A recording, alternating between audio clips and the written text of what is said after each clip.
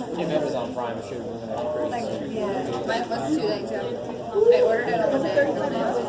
Mine was $28. I got paperback. I didn't get hardcover. I just got paperback. I'm like, Just take a Sharpie to your computer screen. honestly, I'm printing out the page and I cross them off. That's literally what it is.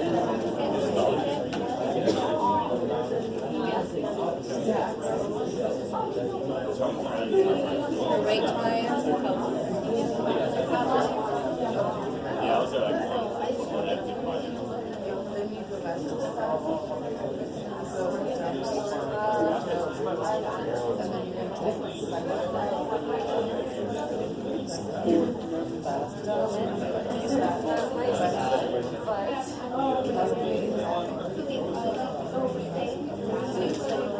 All right, guys, we're almost out of time, so real quick, I didn't even put these in my calculator.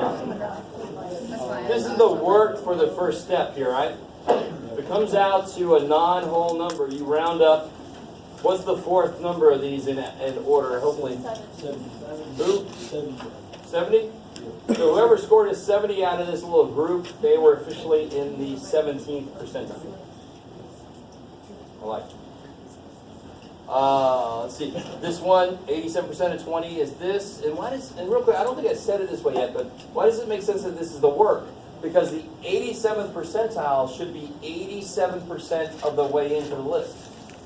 87% of 20 puts you in approximately the right place. And then you have to adjust it. We go up to the 18th number. What is the 18th number? 87. And that is, I didn't do it on purpose. I just made numbers up, and then that's kind of tricky. The 87 just happens to be 87. It's nothing to see there. Move along. It's just coincidence. Please understand that.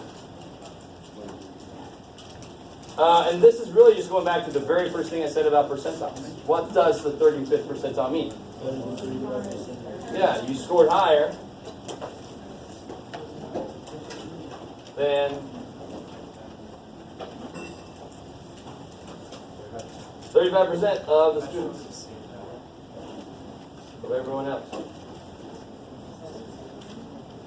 So that's relatively not the best place to be. Does that mean you made a bad grade in general?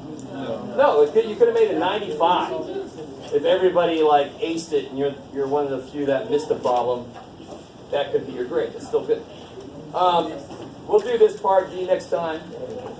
Meeting tomorrow. I'll have the answer key for that practice test. Everybody got a practice test? I'll have the answer key tomorrow.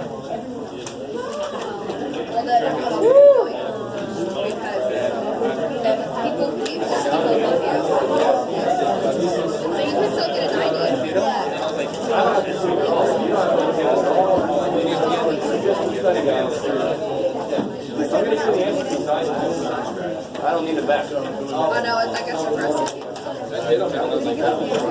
No, we're doing it tomorrow.